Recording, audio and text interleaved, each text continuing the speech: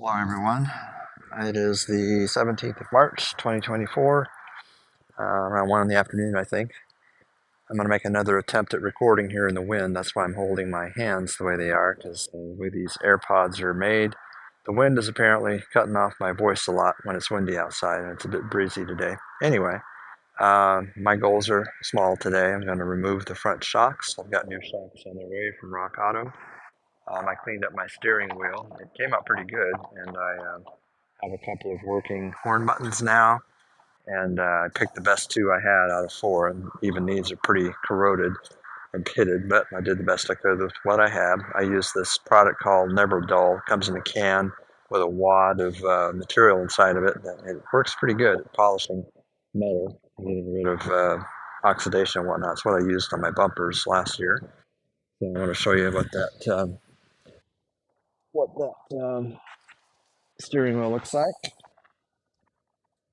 I have no idea if holding my ears like that helped or not, but anyway, I cleaned up my steering wheel. It looks a lot better. It's far from perfect, but considering what I started with, it looks a whole lot better. I used wax, actual car wax, after I cleaned that as best I could to shine it up a little bit. And there's my horn buttons. They're about as clean and nice as I can get them.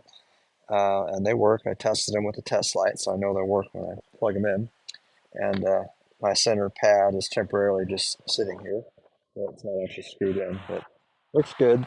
And I pulled a switch cluster out some more so I could get better access to that center area where the bearing is. There is no plastic ring anymore that holds the bearing in place. I guess that's what all that material was that was in here loose. It just kind of disintegrated. I'm hopeful that I'll be able to install the new one without having to pull this bearing out. I don't know if it's a press fit or not. I hope not, because that'll be a heck of a challenge if it is. As it is, I may be forced to take the column out or at least lower it, because I don't think I'm going to be able to push this wiring back down where it belongs without pulling the column out or at least lowering it so I can get better access to it. So that's a bit of a project. So, but anyway, um, moving right along. Now that I've got the steering column all cleaned up in here, yeah, all that crap that was in here, that had to have been the remnants of that plastic retaining ring that goes around that bearing, completely disintegrating. So that's all cleaned up, ready to accept the new one. I just hope that it's just a press fit and it just slides right over the shaft. That's in place and we're good, but I have a feeling it's probably not going to be quite that simple. But we'll see when that thing arrives. Unfortunately, it looks like I'm going to have to drop the column regardless because I can't get this wire, this cruise control wire, to budge anymore. I pulled it out as far as I could get it, and that was enough to unscrew this handle without damaging it. But I'm not going to be able to push the wire back through. There's nothing hanging out the end where I can tug on it to pull it back through. So I'm forced to at least drop the column enough so I can gain access to the column itself and figure out how to get that wire loose and put back in place. So anyway, I'll get to that. We'll work on that. I have an interesting time with the shocks here, which you would think wouldn't be interesting. It's pretty boring usually to remove shocks, but normally when I've taken these shocks off these old 60s Lincolns in the front, there's always a tension here that you have to resolve before you can push that top bolt out, just like you see on this side.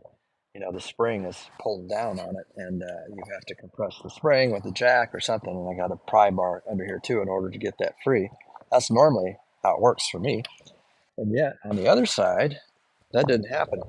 First thing I noticed on the other side is that somebody put a different size or a different type of bolt here. The original one must have broken or something. I don't know, but there was no pressure on the shock, even though there's no wheel on it. There's nothing compressing it. It's just hanging here freely in the air. And yet I was able to very easily slide the bolt out, no problem at all. I crawled underneath, loosened the two half-inch bolts on the bottom, and the shock falls right out. And I found that very strange.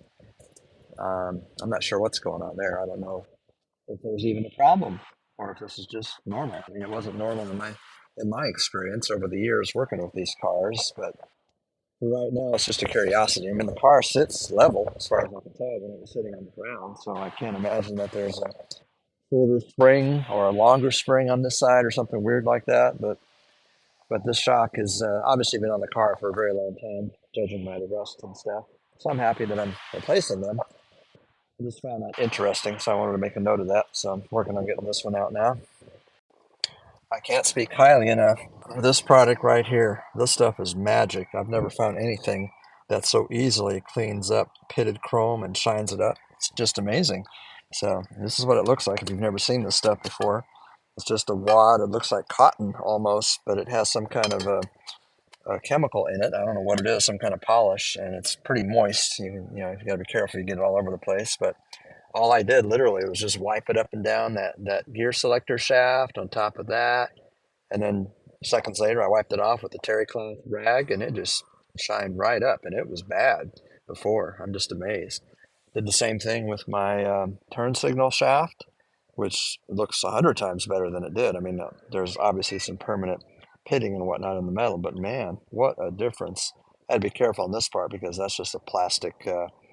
I assume some kind of plastic cover. It's not metal, so I didn't rub hard on that, but it still cleaned it up.